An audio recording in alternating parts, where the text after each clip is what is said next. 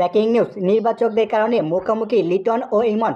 লিটনের একটার ইনিংসের পর পারভেজ হোসেন ইমনের আরেকটার পর একটা ব্যর্থতা প্রশ্ন তুলছে নির্বাচকদের। চ্যাম্পিয়ন ট্রফি দল বাছাই নিয়ে স্কোয়াডের ঘোষণার পর থেকে এখন পর্যন্ত এক ম্যাচেও ভালোর মতো রান পায়নি পারভেজ হোসেন ইমন। অথচ এই একই সময়ে লিটনের ব্যাটও যেন রানের বন্যা। এমন অবস্থায় এতটাই বেগতিক যে ফ্রাঞ্চাইজি স্কোয়াডে জায়গা পাচ্ছেন না তিনি। অন্যদিকে লিটন যেন উড়ছে তার সেরা ছন্দে। টানা ব্যর্থতায় চ্যাম্পিয়ন ট্রফি দল থেকে বাদ পড়েন লিটন দাস, তবে জায়গায় পান অনূর্ধ্ব-19 বিশ্বকাপ জয়ী ইমনকে দলে নেওয়ার যুক্তি দিয়েছেন বিসিবি সভাপতি গাজী আশরাফ হোসেন লিপু। কিন্তু সময় গড়াতে লিপু যেন ব্যাকফায়ার খেলছে তার ফ্রাঞ্চাইজি, যার মাঝে 4টি খেলেছে ইমন, কিন্তু নেই বলার মতো কোনো পারফরমেন্স।